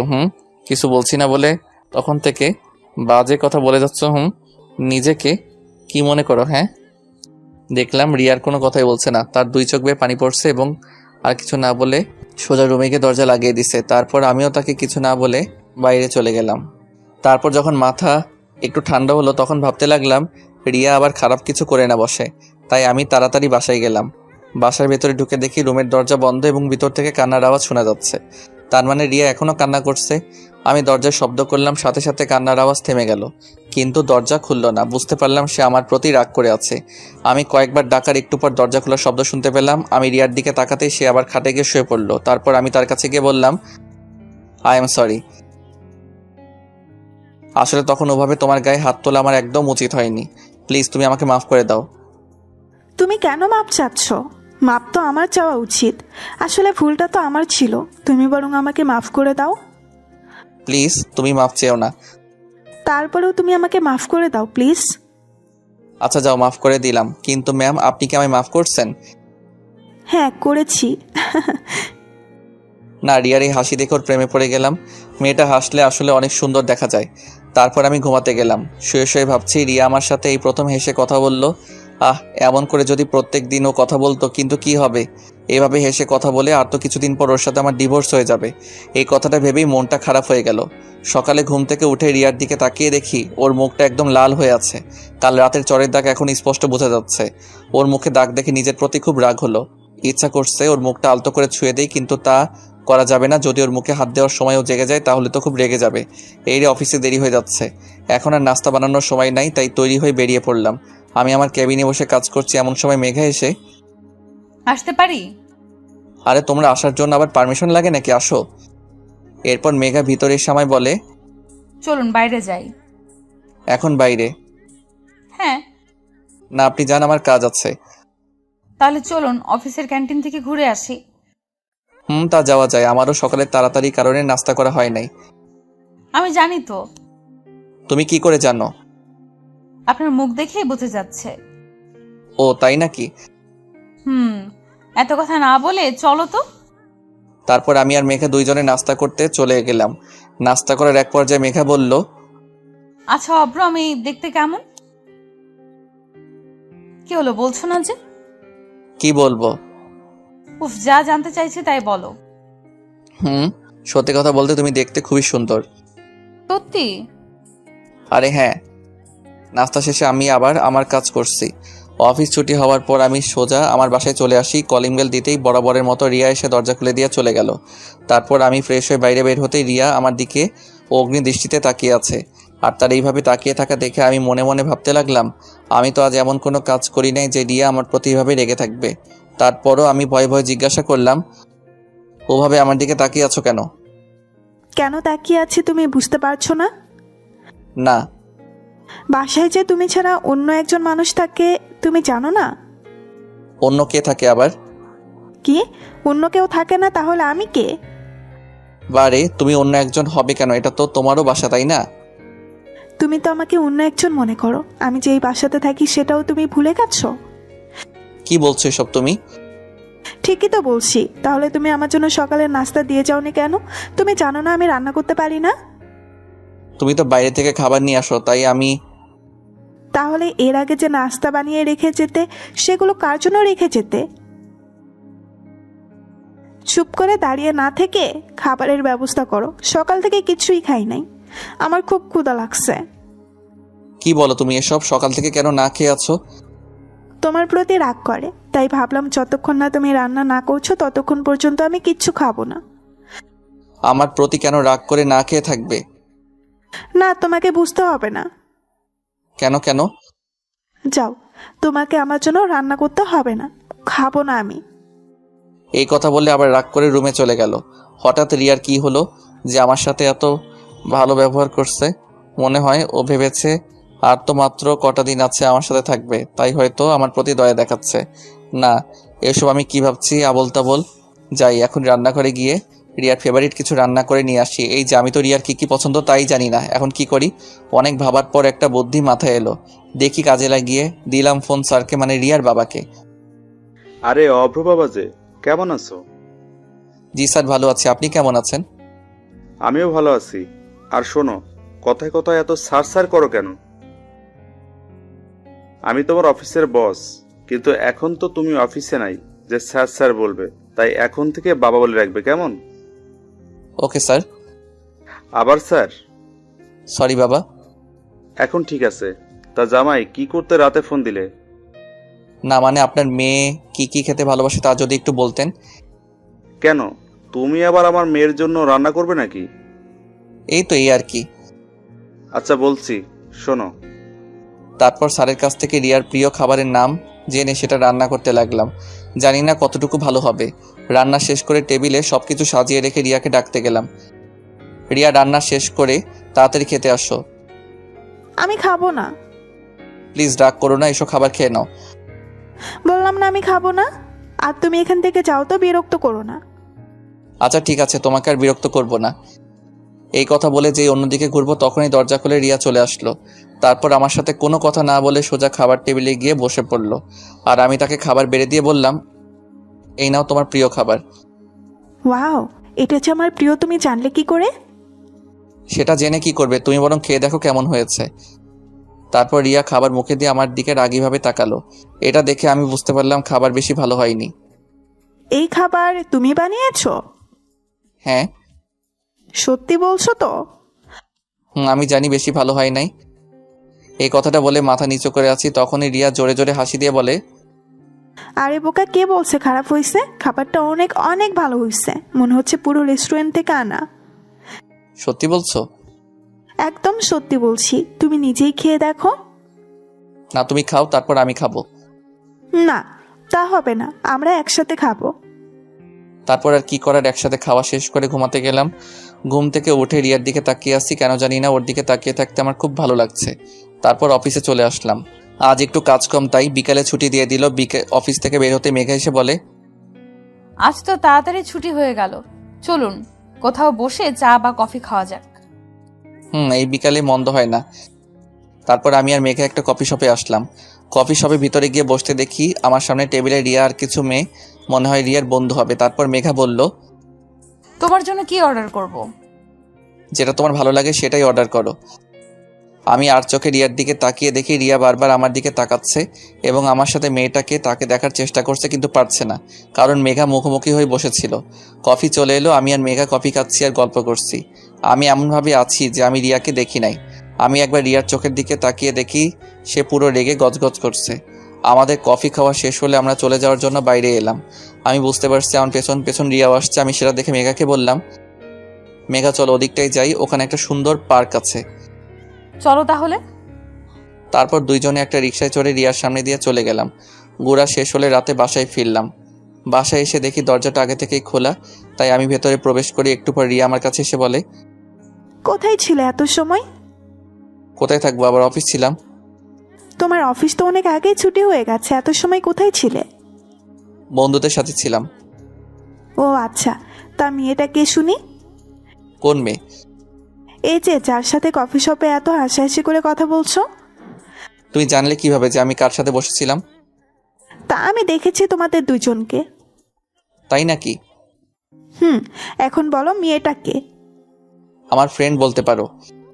তোমার ফ্রেন্ড হলে সেদিন আসলো না যে? এই তো কিছুদিন হলো ওর সাথে পরিচয়টা। ছি, তোমার লজ্জা করে না ঘরে বউ থাকতে তুমি? ওয়েট, বউ মানে কি তোমার কথা বলছো? তার কার কথা বলবো শুনি? তোমার সাথে তো আর কয়েকদিন পর ডিভোর্স হয়ে যাবে, আর তাছাড়া তুমি তো আমাকে দুই চোখে দেখতে পারো না। দেখলাম রিয়া আমার কথাগুলো শুনে কিছুটা চুপ হয়ে গেল, তারপর আবার বলল, ডিভোর্স তো এখনো হয়নি, যতদিন না হয় ততদিন তো আমিই তোমার বউ। কথাটা বলার সময় দেখলাম ওর চোখের কোণে পানি। তবে কি রিয়াও আমাকে ভালোবাসতে শুরু করেছে? কথাটা ভেবেই নিজের অজান্তে মুখে হাসি ফুটে উঠল। পরের দিন দুপুরে অফিসে বসে কাজের ব্যাপারে মেঘার সাথে কথা বলছি, এমন সময় দেখি রিয়া আসলো। ও ভেতরে এসে মেঘাকে দেখে আমার দিকে রাগী ভাব নিয়ে তাকিয়ে আছে। তারপর আমি মেঘাকে বললাম, তুমি এখন যাও, আমি তোমাকে পরে ডেকে নিব। মেঘা চলে যাওয়ার পর আমি রিয়াকে বললাম, তুমি হঠাৎ এখানে? কেন আসতে পারি না? না, তা পারবে না কেন? এটা তো তোমারই অফিস। আমি না আসলে হয়তো বা ভালোই হতো। কেন? এই যে তোমাদের কথা বলার সমস্যা করলাম। তা অবশ্যই ঠিক। কি বললে তুমি? ওই কিছু না তো। না, তুমি কিছু একটাও তো বলছো। আরে না, কিছুই বলি নাই। আমি দেখলাম রিয়ার হাতে টিফিন বাটি, তাই আমি তাকে বললাম, হাতে কি, ওটা আমার জন্য আনছো? এনেছিলাম একজনের জন্য, কিন্তু সে তো খুব ভালোই আছে। কথাটা বলে রিয়া চলে গেল। আমি পেছন থেকে এত ডাকার পরও শুনলো না, চলে গেল। তারপর আমি কেবিনে বসে আছি, এমন সময় মেঘা এসে বলে, অব্র, মেয়েটা কে? কেন, তুমি জানো না? জানলে তোমায় জিজ্ঞেস করতাম নাকি? ও হচ্ছে আমাদের অফিসের বসের মেয়ে, আর আমার স্ত্রী। কি, তোমার স্ত্রী? হ্যাঁ। কই, আগে তো বলো নাই কখনো। তুমিও তো জানতে চাও নাই। ও আচ্ছা। কি ব্যাপার, তোমার চোখে পানি কেন? কই পানি? বলে নিজের হাত দিয়ে চোখটা মুছল। আমি দেখতে পাচ্ছি তোমার চোখে পানি। মনে হয় চোখে কিছু পড়েছে। কই দেখি তো। না, তোমাকে দেখতে হবে না। বলে সে চলে গেল। অফিস ছুটি হওয়ার পর কোথাও মেঘাকে দেখলাম না। তারপর আমি বাসায় চলে আসি। বাসায় এসে ফ্রেশ হয়ে রান্না করতে যাব, তখনই রিয়া এসে বলে, তোমাকে আজ রান্না করা লাগবে না। তাহলে রাতে খাবো কি? আচ্ছা, আমি রান্না করছি। কি বলো তুমি? রান্না করা শিখলে কবে? রান্না করতে পারি না, তবে রান্না করার চেষ্টা করছি। সেগুলো কি খাওয়ার মতো হয়েছে? যাও, তোমাকে খাওয়া লাগবে না। আরে আরে, দেখো আবার রাগ করে। দাও, তাড়াতাড়ি খেতে দাও, খুব ক্ষুধা লাগছে। রিয়া মুখে হাসি নিয়ে খাবার বেড়ে দিল। আমি খাবার মুখে দিয়ে দেখি একটা খাবারেও লবণ হয়নি এবং খুব ঝাল হয়েছে। কেমন হয়েছে? খুব ভালো হয়েছে। তুমি এত ভালো রান্না করতে পারো, তাহলে আগে কেন রান্না করো নাই? সত্যি বলছো তুমি? হ্যাঁ। তারপর রিয়া নিজে খেতে বসলো। এই কি করছো তুমি? কেন, আমি খাবো না? না, এগুলো তো আমার জন্য রান্না করছো, তাই আমি খাবো। বারে, প্রথমবার রান্না করলাম, খেয়ে দেখতে হবে না কেমন হয়েছে? তারপর আর কি করার, সে খেতে বসলো। খাবার প্রথমে মুখে দিতেই ফেলে দিয়ে পানি পানি বলে চিৎকার করতে লাগলো। আমি তাকে পানি ধরে দিলাম। তারপর সে পানি খেয়ে আমাকে বলল, এত বাজে হয়েছে, তুমি খাচ্ছ কি করে? ছি ছি। তুমি এত ভালোবেসে আমার জন্য প্রথমবার রান্না করছো, এটাই অনেক। রিয়া শুধু আমার মুখের দিকে তাকিয়ে বলল, না, তোমাকে এটা খেতে হবে না, আমি বাইরে থেকে খাবার অর্ডার করছি। না, অর্ডার করলে তোমার জন্য করো, আমি তো আজ এগুলোই খাবো। খাওয়া শেষ করে ঘুমাতে গেলাম। ঘুম থেকে উঠে ফ্রেশ হয়ে বাইরে আসার সাথে সাথে রিয়া আমার দিকে একটা কাগজে মোড়ানো খাম দিয়ে বলে, এটা নাও। কি এটা? আমি কি জানি, এটা একজন লোক এসে দিয়ে গেল, বললো তোমায় দিতে। আমি রিয়ার হাত থেকে খামটা নিয়ে পড়তে লাগলাম। পড়া শেষ হতেই রিয়া আমাকে বলল, কি এটা? এতে কি আছে? ওই যে তুমি যা চেয়েছিলে তাই। মানে কি? এটা ডিভোর্স পেপার, উকিল সাহেব পাঠিয়েছে। এখন এটাতে দুইজনে সাইন করে দিলে তুমি মুক্ত হয়ে যাবে। কথাটা শুনে রিয়ার মুখটা ফ্যাকাশে হয়ে গেল। এই নাও, আমি সাইন করে দিছি, এখন তুমি সাইন করে দিলেই হয়। কথাগুলো বলে আমি অফিসে চলে আসি। একটু পর ফোনটা বেজে উঠল। ফোনের দিকে তাকিয়ে দেখি স্যার ফোন করছে। হ্যালো। অভ্র, তুমি এখনই হাসপাতালে চলে আসো। কেন স্যার, কি হয়েছে? রিয়া রিয়া বলুন না, রিয়ার কি হয়েছে? ও ঠিক আছে তো? বাবা, রিয়া সুসাইড করেছে। কথাটা শুনে আমার পায়ের নিচ থেকে যেন মাটি সরে গেল। তাই আর এক মুহূর্ত দেরি না করে তাড়াতাড়ি বেরিয়ে পড়লাম হাসপাতালের উদ্দেশ্যে। হাসপাতালে গিয়ে স্যারকে বললাম, স্যার রিয়া কোথায়? বলুন না, রিয়া কোথায়? অপারেশন থিয়েটারে। জানি না মেয়েটা কেন এমন পাগলামো করলো। সকালে হঠাৎ বাসায় গিয়ে সোজা নিজের রুমে চলে গেল। আমি পেছন থেকে ডাকার পর একটি বারও আমার ডাক শুনলো না। পরে আমি ঘরে গিয়ে দেখি সে বিষ খেয়েছে। কথাটা বলে কান্না করতে লাগলো। তারপর আবার বলল, তোমার সাথে কিছু হয়েছে? আসলে পুরো কথাটা আর বলতে পারলাম না। এর মধ্যে ডাক্তার চলে এলো। আমি তাড়াতাড়ি ডাক্তারের কাছে গিয়ে জিজ্ঞাসা করলাম, ডাক্তারও ঠিক আছে তো? দেখুন, রোগী এখন ঠিক আছে, একটু পর ওনাকে বেডে দেয়া হবে। ডাক্তার, আমি কি ওর সাথে দেখা করতে পারি?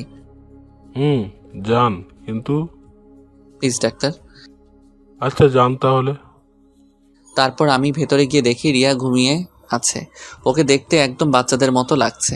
আমি গিয়ে ওর মাথার কাছে বসে আছি। একটু পর রিয়া আস্তে আস্তে চোখ খুললো। তারপর আমি তাকে বললাম, কি ব্যাপার, এমন পাগলামো কেন করছো তুমি? কি করব বলো? তোমাকে যদি না পাই তাহলে এই জীবন রেখে কি লাভ বলো? তোমার সাথে যে খারাপ ব্যবহার করেছি, এতে করে তুমি আমাকে কখনো মেনে নিতে পারবে না। তাই বলে তুমি সুইসাইড করবে?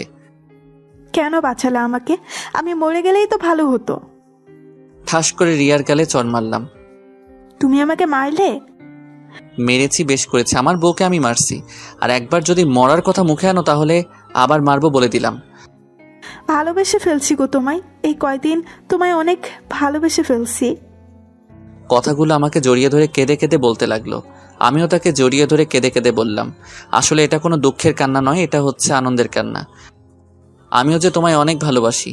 যেদিন তোমায় প্রথম দেখেছি সেদিন থেকে তোমায় ভালোবেসে ফেলছি। তাহলে ডিভোর্স পেপারে সই করলে কেন? ওটা তো ডিভোর্স পেপার ছিল না। তাহলে? তুমি ভুলে গেছো, আজ তোমার জন্মদিন। ওটাতে তোমার জন্মদিনের শুভেচ্ছা কার্ড ছিল, আর তুমি সেটাকে ডিভোর্স পেপার ভেবে সুইসাইড করতে গেছো। তবে রে দুষ্টু, দেখাচ্ছি তোমায় মজা। আরে আরে কি করো, ডাক্তার তোমাকে নড়তে বারণ করছে। তারপর আমি রিয়াকে জড়িয়ে ধরে কপালে ভালোবাসার স্পর্শ এঁকে দিলাম। এর মধ্যে স্যার এসে, আমি কি আসতে পারি? না, এখন কারো আসা যাবে না। আমায় জড়িয়ে ধরে কথাগুলো বলল। এই পাগলি, কি করো, ছাড়ো বলছি। স্যার দেখছে তো। দেখলে দেখুক, আমার স্বামীকে আমি জড়িয়ে ধরছি। ওকে, থাকো তোমরা। 2 দিন পর রিয়াকে নিয়ে বাসায় ফিরলাম। রাতে রিয়াকে বললাম, আমি কি সোফায় শুবো? কি বলো তুমি? সোফায় শুতে চাও? এখনো দাঁড়াও তাহলে। এই বলে আমাকে দৌড়ানি দিল। আমি দৌড় দিয়ে খাটে শুয়ে পড়লাম। রিয়াও আমার বুকে এসে শুয়ে পড়লো। তারপর আমি বললাম, আচ্ছা আমাদের তো বাসরাত হয়নি, চলো না আজ আমরা বাসরাত উদযাপন করি। যাও দুষ্টু কোথাকার। এই বলে লজ্জায় তার মুখটা আমার বুকে সাথে চেপে ধরলো। তারপর আমরা দুইজন মিলে হারিয়ে গেলাম ভালোবাসার অতলে। সকালে রিয়ার ডাকে ঘুম ভাঙলো। দেখলাম সে গোসল করে এসে আয়নার সামনে দাঁড়িয়ে তার চুল শুকাচ্ছে। আমি পেছন থেকে তাকে জড়িয়ে ধরলাম। তাই কি করছো? ছাড়ো বলছি। না, ছাড়তে মন চাইছে না। অফিস নেই আজকে? আজ যেতে মন চাইছে না, মন চাইছে সারাদিন তোমাকে এভাবে জড়িয়ে ধরে থাকি। তা বললে তো হবে না, যাও গিয়ে ফ্রেশ হও, আমি নাস্তা দিচ্ছি। তারপর আর কি করার, ফ্রেশ হতে চলে গেলাম। ফ্রেশ হয়ে এসে নাস্তা করে অফিসে যাওয়ার জন্য বের হতেই রিয়া বলল, এই শোনো, আজ একটু তাড়াতাড়ি ফিরবে কেমন? ওকে মহারানী। এই বলে রিয়ার কপালে ভালোবাসার স্পর্শ এঁকে দিলাম। অফিসে এসে যা শুনতে পাই তার জন্য আমি মোটেও প্রস্তুত ছিলাম না। মেঘা নাকি চাকরি ছেড়ে দিছে। কথা শুনে খুব অবাক হলাম। হঠাৎ কি এমন হলো যার জন্য সে চাকরি ছেড়ে চলে গেছে? এই কথাগুলো ভাবছি, আর এমন সময় দেখলাম মেঘা আমার কেবিনের দিকে আসছে। মেঘা, আমি সব কি শুনছি? তুমি নাকি চাকরি ছেড়ে চলে যাচ্ছ? যা শুনেছেন সত্যি শুনেছেন। এসবের মানে কি? হঠাৎ করে চাকরিটা ছেড়ে দিচ্ছ কেন? আপনার জন্য। আমার জন্যে মানে কি বলছো এসব তুমি? জানেন আমার বাবাকে? আমি কি করে তোমার বাবাকে চিনবো? আমি তো তাকে দেখি নাই। আমার বাবা হচ্ছে এদেশের একজন স্বনামধন্য ব্যবসায়ী। নাম শুনেছেন? হ্যাঁ, তা শুনবো না কেন? তাছাড়া অফিসের একটা কাজে আমার সাথে তার ভালো পরিচয়ও আছে। তার মানে তুমি স্যারের মেয়ে? হ্যাঁ, আপনি ঠিকই ধরেছেন, আমি তার একমাত্র মেয়ে। তাহলে তুমি এই অফিসে চাকরি করছো কেন? শুধু তোমার জন্য। আমার জন্য কেন? তুমি যেদিন প্রথম আমাদের অফিসে গিয়েছিলে সেদিনই আমি তোমাকে দেখি, এবং সেদিন প্রথম দেখাতেই তোমাকে আমার ভালো লাগে, আর এই ভালো লাগা থেকেই আস্তে আস্তে তোমাকে ভালোবেসে ফেলি। এইটুকু বলে থেমে গেল, আর কথাগুলো কেঁদে কেঁদে বলছে। তারপর আবার বলতে শুরু করলো, শুধু তোমার একটি নজর দেখার জন্য তোমার ভালোবাসার টানে এই অফিসে তোমার সহকারী পদে চাকরি নেই। কিন্তু আমি জানতাম না যে আমার ভালোবাসার মানুষটি আগে থেকে অন্য কারো হয়ে আছে। যখন জানলাম তখন নিজেকে শেষ করে দিতে চেয়েছিলাম। যাকে ভালোবাসি তাকে পাবো না তখন বেঁচে থেকে আর কি লাভ বলো? পরে ভাবলাম আমার ভালোবাসাটা না হয় তোমার আর রিয়ার মাঝেই বেঁচে থাক। কথাগুলো বলেই আমাকে জড়িয়ে ধরলো। আমি এখন কি করব কিছুই বুঝতে পারছি না। ভালোবাসি অভ্র, তোমাকে অনেক ভালোবাসি। তোমাকে ছাড়া যে আমি একটা মুহূর্তও থাকতে পারবো না। আমি তোমার সাথে থাকলে আমি আর নিজেকে ধরে রাখতে পারবো না। তাই আমি এখান থেকে চলে যাচ্ছি। জানি তোমাকে ছাড়া থাকতে কষ্ট হবে, তবুও চেষ্টা করব তোমাকে ছাড়া বেঁচে থাকার। কথাগুলো আমাকে জড়িয়ে ধরে বলছিল, পরে আমাকে ছেড়ে দিয়ে বলে, আর একটা কথা, আমি যদি তোমার মনে কোনো কষ্ট দিয়ে থাকি তাহলে আমাকে মাফ করে দিও, আর ভালো থেকো। কথাটা বলে কাঁদতে কাঁদতে চলে গেল আমার কেবিন থেকে। আর আমি সেখানেই দাঁড়িয়ে আছি। জানি না কখন নিজের অজান্তে চোখে পানি চলে এসেছে। একটু পর রিয়ার ডাকে বাস্তবে ফিরে আসি। কি হয়েছে তোমার? সেই কখন থেকে ডাকছি, কোনো সাড়া নেই তোমার। ও তুমি, তা কখন এলে? এই মাত্রই আসলাম। ও, কি এমন ভাবছিলে যে আমি কখন আসছি তাও বুঝতে পারো নাই? না তেমন কিছু না। তা তুমি হঠাৎ কি মনে করে অফিসে আসলে যে? কেন, আমার আসতে পারুন নাকি? তা হবে কেন? তারপরও আমাকে সম্পূর্ণ কথা বলতে না দিয়ে রিয়া বলল, আমি আসছি আমার মহারাজকে দুপুরের খাবার খাওয়াতে। তাই নাকি? তাহলে তাড়াতাড়ি করো, খুব ক্ষুধা লাগছে। আমি নিজের হাতে তোমার জন্য তৈরি করছি। কি খাওয়ার মতো তৈরি করছো তো, নাকি আগের দিনের মতো? কথাটা শুনে রিয়ার মুখ থেকে মুহূর্তেই হাসি চলে গেল। তারপর আমি তাকে বললাম, কি হলো, খাবার কি দিবে নাকি এমনভাবে দাঁড়িয়ে থাকবে? তারপর রিয়া আস্তে আস্তে আমাকে খাবারগুলো দিল, আর আমার মুখের দিকে কেমন হয়েছে তা জানার জন্য আগ্রহ নিয়ে তাকিয়ে আছে। আমি খাবারটা মুখে দিয়ে দেখলাম, না, আজ খাবারটা অনেক ভালো হয়েছে, যা আপনাদের লিখে বোঝাতে পারবো না। তারপর আমার মনের মাঝে একটু দুষ্টামি করার কথা মাথায় আসলো। তাই আমি রিয়াকে বললাম, এটা কি রান্না করছো তুমি? এটা কোনো মানুষ খেতে পারে? দেখি আমার কাছে আসো তো। আমার কাছে আসতেই রিয়ার গালে একটা কিস করলাম। এটা কি হলো? কেন, তুমি বুঝতে পারো নাই? তুমি আমাকে কিস করলে কেন? বারে, তুমি আমার জন্য এত ভালো রান্না করে আনছো, সেই পুরস্কার হিসেবে কিছু তো তোমাকে দিতে হয়, তাই দিলাম আর কি। তাহলে তুমি প্রথমে বললে কেন যে ভালো হয়নি? ওটা তো তোমাকে রাগানোর জন্য বলেছিলাম। তবে রে, যাও, তোমার সাথে আর কোনো কথাই বলবো না। এই রে, মনে হয় বউটা আমার অভিমান করছে। এখন কি করি? তাই বললাম, আমার পাগলিটা কি রাগ করছে? আমি কারো পাগলি না। কে বলছে? তুমি তো শুধু আমারই পাগলি। বললাম তো না। আচ্ছা যাও, তোমার আমার সাথে কথা বলা লাগবে না। তুমি আমার সাথে কথা না বললে আমিও কিছু খাবো না। না খেলে নাই। আচ্ছা ঠিক আছে। কথাটা বলে যে উঠতে যাব, তখনই রিয়া আমার হাতটা ধরে বলে, এই কোথায় যাও? হ্যাঁ, চুপ করে বসো এখানে। না, আমি খাবো না। তুই খাবি না তো তোর শ্বশুর খাবে। ভালো তো, তাহলে তাকেই ডেকে এনে খাওয়াও। আমাদের কথার মাঝে রিয়ার বাবা মানে স্যার এসে হাজির। কাকে ডেকে আনার কথা বলা বলি হচ্ছে? এই তো রিয়া নিজের হাতে রান্না করে আনছে, তো তাই আপনাকেই ডেকে আনার কথা বলা হচ্ছিল। বলো কি, রিয়া মা আবার রান্নাও করতে পারে? হ্যাঁ। তাহলে তো খেতেই হবে। বাবা, তুমিও বসো, আমি তোমাকে খাবার দিচ্ছি। তারপর আমরা সকলে একসাথে দুপুরের খাবার খেলাম। খাওয়া শেষ করে স্যার চলে গেলেন, আর আমি রিয়াকে বললাম, রিয়া, আমার না এখন মিষ্টি খেতে মন চাইছে। এখন মিষ্টি কোথায় পাবো? তুমি চাইলে মিষ্টি খাওয়াতে পারবে। ইশারা করে কথাটা বললাম। এই, একদম না। আমি আস্তে আস্তে রিয়ার কাছে যাচ্ছি, আর সে একটু একটু করে পেঁচাচ্ছে। দেখো, একদম কাছে আসার চেষ্টা করবে না। তারপর রিয়া দেওয়ালের সাথে আটকে গেল। আমি কাছে যেয়ে ওর হাত দুটো চেপে ধরলাম। রিয়ার মুখের দিকে তাকিয়ে দেখি সে দু চোখ বন্ধ করে আছে এবং তার ঠোঁট দুটো কাঁপছে। এরপর আমাদের 4 ঠোঁট একসাথে মিশে একাকার হয়ে গেল। আচ্ছা চলো, এখন আমাকে নিয়ে তুমি ঘুরতে যাবে। না, এখন পারবো না, অনেক কাজ বাকি আছে। কি বললে তুমি? তুমি এখন বাসায় যাও, আমরা না হয় অন্য কোনো দিন ঘুরতে যাব, কেমন? না, আজই ঘুরতে যাবে, আর এখনই যাব। দেখো, পাগলামি করে না, এখন ছুটি চাইলে বস ছুটি দিবে না। বাহ, ভালো কথা মনে করিয়ে দিলা তো। অফিসের বসকে তুমি কি তা ভুলে যাচ্ছ? এই রে, কি বলতে কি বলে দিলাম। দেখলাম রিয়া আমার কেবিন থেকে হনহন করে বাইরে চলে গেল। আমি ভাবলাম হয়তোবা রাগ করে বাসায় চলে গেছে। আমার ভাবনাকে ভুল প্রমাণ করে দিয়ে আবারও রিয়ার আগমন, কিন্তু এবার সে একা আসেনি, তার সাথে তার বাবা মানে বসও এসেছে।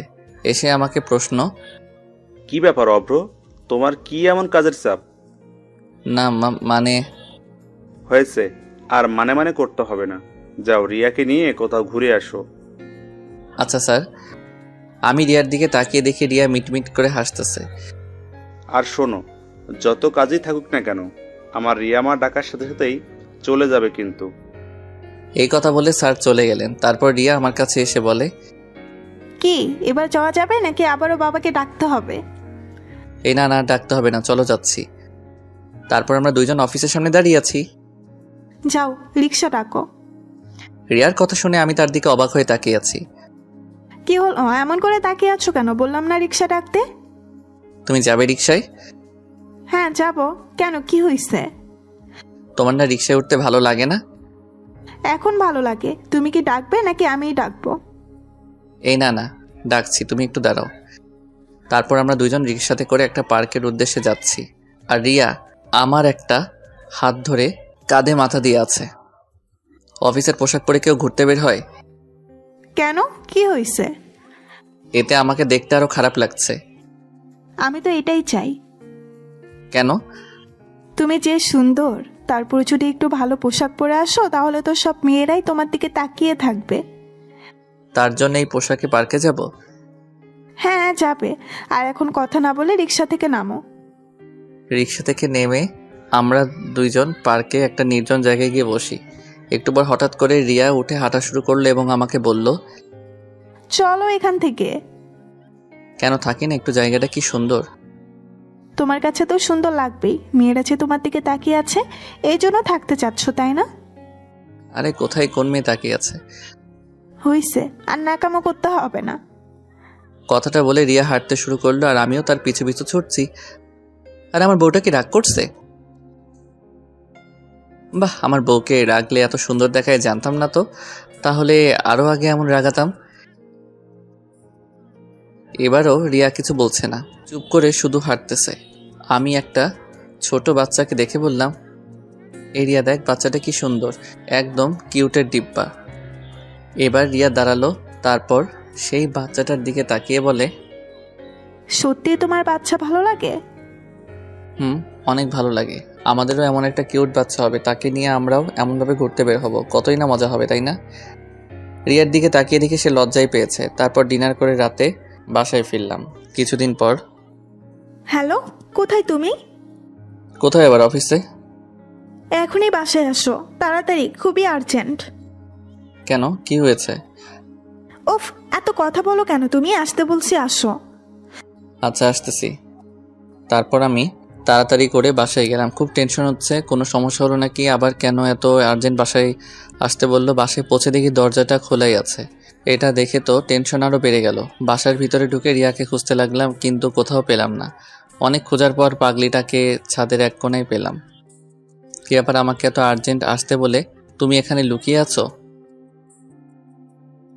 কি হলো, কিছু বলছো না কেন? বলছি আগে চোখ বন্ধ করো। কি এমন কথা বলবে যে চোখ বন্ধ করা লাগবে?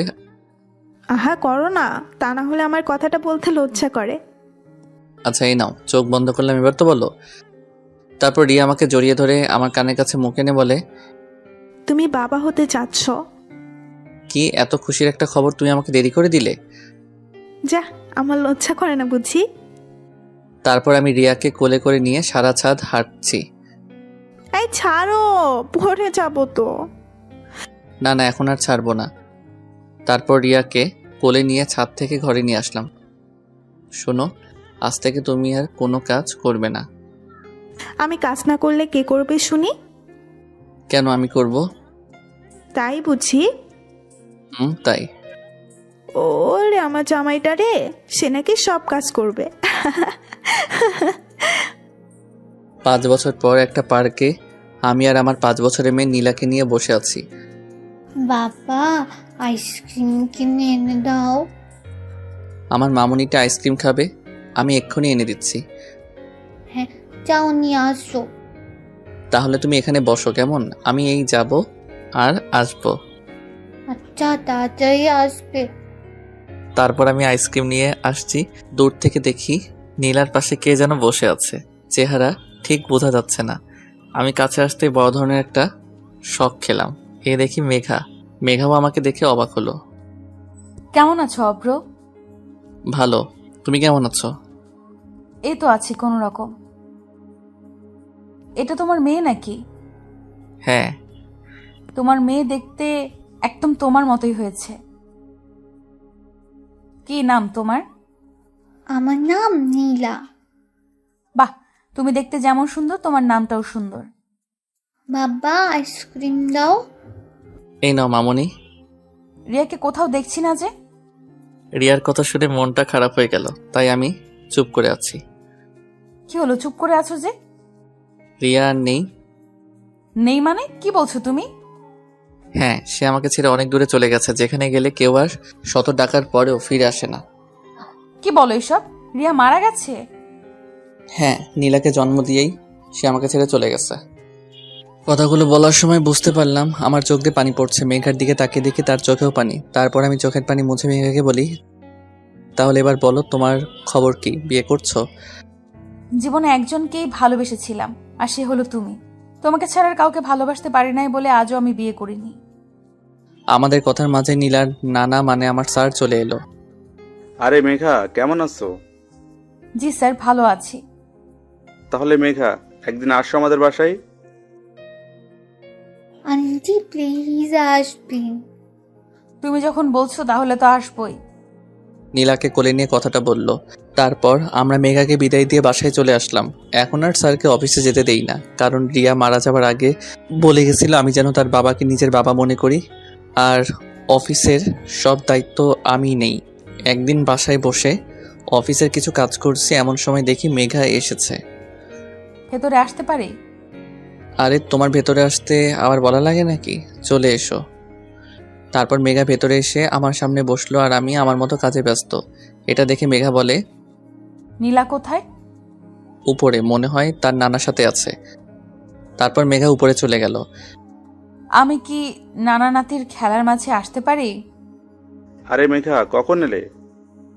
এই তো কিছুক্ষণ আগে। আন্টি তুমিও আসো, আমাদের সাথে খেলবে। মেঘার হাত ধরে টানতে টানতে ভেতরে নিয়ে গেল। হ্যাঁ চলো।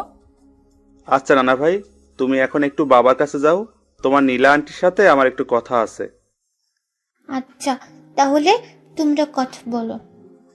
মেঘা মা, তোমার সাথে আমার কিছু কথা ছিল, যা আমি এখনো অব্রকে বলি নাই। জি স্যার, বলুন। জানো মা, রিয়া যেদিন জানতে পারে সে মা হতে চলেছে, সেদিন জীবনের সবচেয়ে বেশি খুশি হতে আমি তাকে দেখেছি। অব্রকে কিছুদিন কাজের জন্য বাইরে যেতে হয়েছে, তাই রিয়াকে আমার বাসায় রেখে আসে। এটুকু বলে থেমে যায়, তারপর আবার বলতে শুরু করে, একদিন সিঁড়ি দিয়ে নামার সময় হঠাৎ পা পিছলে পড়ে যায়। তারপর তাকে হাসপাতালে নিয়ে আসলাম। ব্যথার যন্ত্রণায় ছটফট করতে থাকে আমার মেয়েটা। ডাক্তারও সবকিছু টেস্ট করে বলে, দেখুন, রোগীর অবস্থা খুবই খারাপ, এখনই তাকে অপারেশন করাতে হবে। আপনি এখানে একটা সই করে দিন। তারপর আমি কাগজটায় সই করে দিলাম। কিন্তু ব্যথায় যন্ত্রণায় ছটফট করতে থেকে রিয়া বলে, বাবা আমার একটা কথা রাখবে? কি কথা মা, বল, তোর সব কথাই আমি রাখবো। যদি আমি অপারেশন থিয়েটারে মারা যাই তাহলে শুভ্রকে তুমি আবার মেঘার সাথে বিয়ে দিও। মেঘা শুভ্রকে খুব ভালোবাসে। না মা, তুই চুপ কর, দেখিস তোর কিছুই হবে না। না বাবা, তুমি কথা দাও শুভ্রকে তুমি মেঘার সাথে বিয়ে দিবে। বাবা দেখো আমার এমনই কপাল, আফ্রোকেও শেষবারের মতো একটিবার চোখের দেখাও দেখতে পারলাম না। না মা, তুই অভ্রকে দেখবি, আমি ওকে ফোন দিচ্ছি, ও আসছে বলেছে। এরপর রিয়াকে অপারেশন থিয়েটারে নিয়ে যাওয়া হয়। এর মধ্যে অভ্র চলে আসে। এসেই, আমার রিয়ার এখন কি অবস্থা? ডাক্তার ওকে অপারেশন করতে নিয়ে গেছে, তুমি কোনো টেনশন করো না।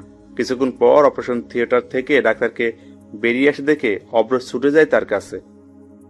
ডাক্তার, আমার রিয়া কেমন আছে? ও ভালো আছে তো? আপনার মেয়ে সন্তান হয়েছে, কিন্তু আমরা অনেক চেষ্টা করেছি, তারপরেও আপনার স্ত্রীকে বাঁচাতে পারিনি। ডাক্তারের মুখে এই কথা শুনে অভ্র নিচে বসে পড়ে, আর আমার যে পুরো পৃথিবীটা উল্টে যায়। আমি অভ্রকে ধরে নিয়ে রিয়ার লাশের পাশে নিয়ে গেলাম। আমার থেকে বেশি কেঁদেছিল ও। তারপর রিয়ার দাফনের কাজ সম্পূর্ণ করা হলো। কি বলবো মা, অভ্রকে আমি ওদিন সবচেয়ে বেশি দুর্বল হতে দেখেছি। আমার থেকে বেশি দুর্বল হয়ে পড়েছিল সে। এখন তুমি বলো মা, তুমি কি আমার রিয়ার শেষ ইচ্ছাটা পূরণ করবে? হ্যাঁ আমি করব, আমার যে ওর ইচ্ছা পূরণ করতেই হবে। এভাবে মেঘা প্রতিদিন অভ্রের বাসায় আসে, আর এই কয়েকদিনে নীলার সাথে তার খুব ভালো সম্পর্ক হয়ে যায়। আচ্ছা নীলা, আমি যদি তোমার মা হই তাহলে কেমন হয়? সত্যি তুমি আমার মা হবে? কি মজা, কি মজা। তাহলে তোমাকে আমি মামুনি বলে ডাকবো। হ্যাঁ ডাকো। মামুনি। এই কথা বলে মেঘাকে জড়িয়ে ধরে। মেঘাও তেমনি নীলাকে জড়িয়ে ধরে। নীলা? ও ঘুমিয়ে গেছে। ও কিছু না খেয়ে ঘুমিয়ে গেল? না, আমি ওকে খাইয়ে দিয়ে ঘুম পাড়িয়ে দিয়েছি। কি বলো, নীলা খেলো? ও তো আমাকে ছাড়া খায় না। যাই হোক, চলো তোমায় বাসায় দিয়ে আসি। তারপর মেঘাকে তার বাসায় দিয়ে আসলাম। কিছুদিন হলো মেঘা আর আমাদের বাসায় আসছে না। এর ভিতর নীলার কান্নার আওয়াজ শুনতে পেলাম। কি ব্যাপার, আমার পরীটা কান্না করছে কেন? দেখো না বাবা, মামুনি কয়েকদিন ধরে ফোন ধরছে না। কে তোমার মামুনি? আমি আমার মেঘা মামুনির কথা বলছি। সে তোমার মামুনি হয় না। চলো নাস্তা করবে। সকালে কিছু খাওনি তোমরা? না, সে আমার মামুনি হয়।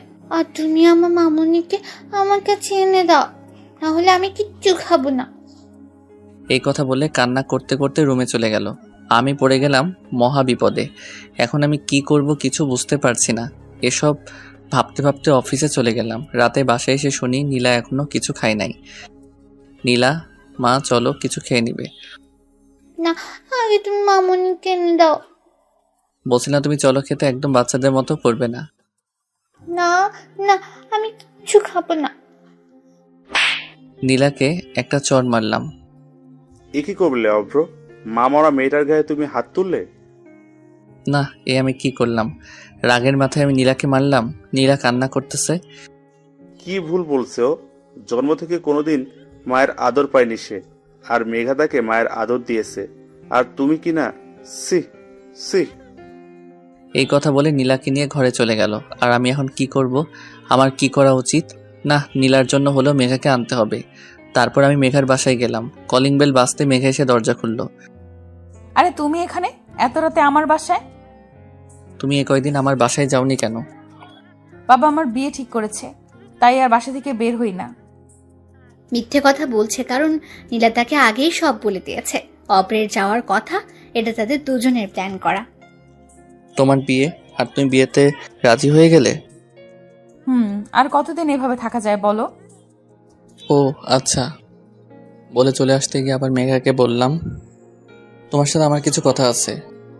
বলো। তুমি না এই বিয়েটা করো না? কেন করব না? কখনো ভাবিনি এই কথাগুলো আবারও কাউকে বলতে হবে, তারপরও আজ বলতে হচ্ছে। নীলা চাই তার জন্য আমি মা নিয়ে আসি, কিন্তু সে মা হিসেবে তোমাকে চেয়েছে, তাই হবে কি তুমি আমার নীলার মা? হবে কি তুমি আমার বাকি জীবন পথ চলার সাথী? হবে কি তুমি আমার? পুরো কথা বলতে না দিয়ে মেঘা কান্না করতে করতে আমাকে জড়িয়ে ধরে। হ্যাঁ, আমি হতে চাই তোমাদের দুজনের সুখ দুঃখের সাথী। তারপর পেছন থেকে জোরে হাততালির আওয়াজ শুনতে পাই। পেছন ফিরে দেখি নীলা আর স্যার মানে মেঘার বাবা দাঁড়িয়ে আছে। মেঘা লজ্জা পেয়ে আমাকে ছেড়ে দিল আর নীলা দৌড়ে আমাদের দিকে আসছে, এসে আমাদের দুজনকে জড়িয়ে ধরলো। তাহলে বিয়ের কাজটা আজকেই সেরে নেওয়া যাক। তারপর কাজী অফিসে গিয়ে আমার আর মেঘার বিয়ে হলো। বাসর ঘরে ঢুকে দেখি মেঘা ঘোমটা দিয়ে বসে আছে। আমি তার পাশে গিয়ে বসলাম। একটু পর দরজায় শব্দ হলো, তাই আমি গিয়ে দরজাটা খুলে দিলাম। দরজা খুলতেই নীলা দৌড় দিয়ে রুমে প্রবেশ করলো। এসেই, মামুনি, আমিও তোমার সাথে ঘুমাবো। হ্যাঁ মা, তুমি আজ আমাদের সাথেই ঘুমাবে। বাবা, তুমি এপাশে ঘুমাও, আর মামুনি তুমি এপাশে ঘুমাও। আমি তোমাদের মাঝখানে ঘুমাবো। ওকে আমার প্রিন্সেস। তারপর আমার আর মেঘার মাঝে শুয়ে পড়ে নীলা। এইভাবে খুব ভালোভাবে চলছে আমাদের সংসার।